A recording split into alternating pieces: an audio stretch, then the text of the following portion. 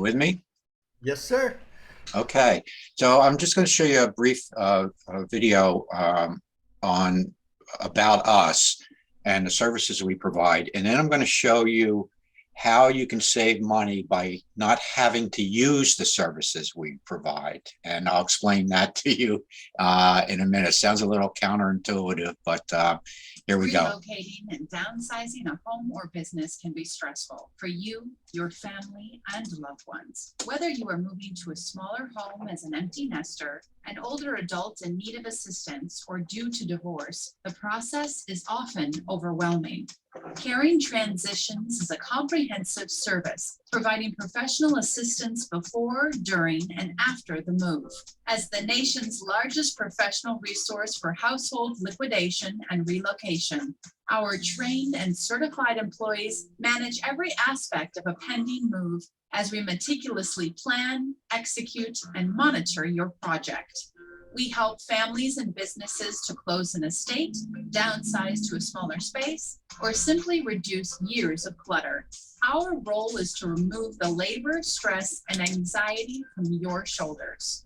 Our menu of cutting-edge relocation management services helps target your budget and keeps your project moving efficiently from start to finish with free in-home electronic estimates, organizing, sorting, and 3D space planning. Additionally, we offer packing and unpacking services with cost containment by the dispersal of your household goods through state-of-the-art online estate sale auctions, donation of your personal property, and junk removal. Sure, moving to a smaller space can be challenging, but it doesn't have to be. Stop downsizing and start right-sizing with Caring Transitions today. Call or email to receive a free consultation from an office near you. So that's what we're about. Let me now, and when I said I'm going to show you how to avoid using our services, what the subject today is, and let's start the slideshow. It is the art of downsizing and decluttering, getting rid of stuff in your house, because where we make all of our money is people keep everything in their house. And after 50 years, it's we've got closets of clothes that we haven't seen the light of day in years. The one thing I hear often when people it comes time to clear out the house because they're going to sell it, it has to be cleaned out, is they can't believe all the stuff they have. Where did it all come from? It's everywhere, and it's very overwhelming. These, by the way, are all pictures we've taken from actual jobs that we have, and they're very typical. So where did all that stuff come from? Well, years ago, a young couple got married. They bought a home and raised a tribe. And during that time, they collected a lot of stuff. And years later, the house is filled with all the memories of all those years. And all these things have value, you've got an emotional attachment to all these things. But the question is, what are they really worth? What are people willing to pay for them? So what do I keep? What do I sell? What should I donate? And where do I start is the question people ask. And I'm going to show you today, I'm going to suggest to you that today is the day to start getting rid of things in your house that you no longer have use for. First thing you have to do is you have to have a plan. Start small. We'll go through a couple. Just start with your bathroom, or start with a closet somewhere. Pick 5 areas. Start with one. The bathroom is a great place to start. Don't start in the attic or the basement or large areas that can be overwhelming. Start small. Start with a closet. And one thing that I would suggest to you do is just clear everything out of that closet. Everything. Clear it out, and then put away the things that you actually use and have a box nearby. And that box, you will throw away old cords and items that, again, buttons that you don't even know what they belong to, all the things that you no longer have a need for, you haven't used in years, toss them, get rid of them. Go through your closet. Closet's a great place to start, and it's very rewarding. You'll find it rewarding when you're done. Closet. If your clean out is looking like this, then you're not getting the point. You shouldn't be keeping most of the stuff. What I do is I get 3 boxes. I get one for garbage or disposal, one for items I'm going to donate, and one for things that can be recycled. Make sure that the clothes that you put in the donation box, you take that box to your car. If you leave it in your bedroom, they're going to end up back in your closet. Take it to the car and get rid of it. Kitchens are a great place to declutter. Junk drawers, we all have them. Another sort of mind clearing exercise.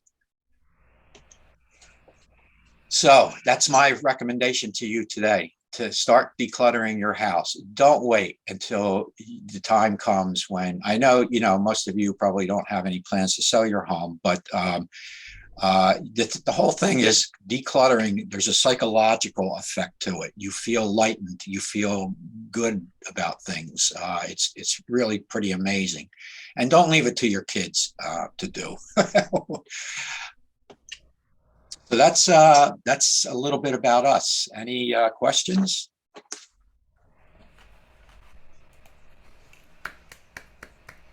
Thank you. Thanks. George, I have a question. Sure. Do you practice what you preach? What does your house look like? That's the best question I've ever been asked. And of course, the answer is no. I look around and I got to admit, the answer is no. And I shouldn't even be admitting that. I'm ashamed that I'm even admitting it. No, that's okay. That's okay. But you look around. I don't know. I mean, some people my daughter keeps a very minimal, when she lived close by, she moved to South Carolina, but when she was here, she would come over once a year in the spring, the annual clean out, and just get out of her way. She would throw everything out. And I look around my office here and I go, if I had to clean this out, like, where would I even start? It's just, it's overwhelming, but so much stuff. That's a terrible question. No, I think all of us are that. Even for me, for marketing, it's like I do a better job marketing for my clients than I do for myself. Yeah, right. So it's the old thing about the shoemaker whose kids have no shoes, right? Something like that. Yes. Yep.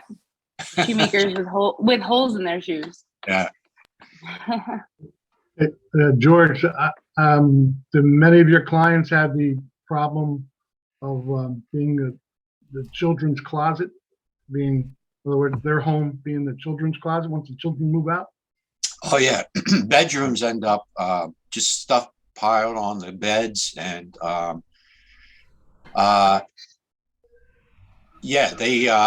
kids, they keep telling their kids, come get your stuff, and the kids say, yeah, I'll get it, and it's now they're now in their 80s, and they're moving, to they're either downsizing or moving into assisted living, and the house is just, it's incredible what we run across. And there's the emotional attachment is the hardest part of people parting with their things. Our children's old rooms seem to have more of our kids' stuff in there now than they did when the kids lived here. It's like, oh, well, we don't need the baby stuff right now, so we'll put it at grandma and grandpa's house, and in case we have another one, or whatever. We don't want to take that space up in our own house. And we That's a have good plenty of place room to start. Yeah, it's like the treadmill that, just collects clothes. Your kid's room, the bed is filled with, just stuff. But the thing about it is decluttering is there is a psychological. I mean, when you're done clearing out a room, you have this sense of well-being that goes along with it, and it's kind of fun. At least you're getting that storage fee income done from your kids. Yeah, right.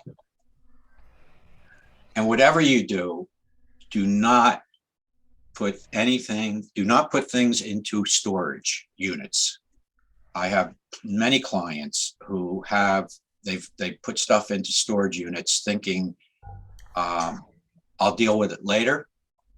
And 3 years, 4 years later, at $300 to $500 a month, the stuff is still in storage, and they don't even remember what's in the storage unit. And the problem in New Jersey, there are no storage wars here in New Jersey.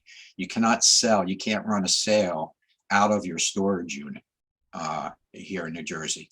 So if you're going to sell things that you put in a storage unit, you got to move them somewhere else. So I always tell people, if you are moving from your house to an apartment, or downsizing, and you have not yet found the place to live, maybe you're going to go into an apartment temporarily, so you're going to ultimately use this furniture. You've got a plan for it. Okay, that's one thing. Put it into storage. It's only going to be there a few months. But if what you're telling yourself is, all that's going on with this move, all the things I've got to do, I can't deal with this stuff now, so I'll put it in storage and I'll deal with it later. Don't let that happen. It'll be in storage 3 years from now, and you'll have spent thousands of dollars. Thank you, everybody.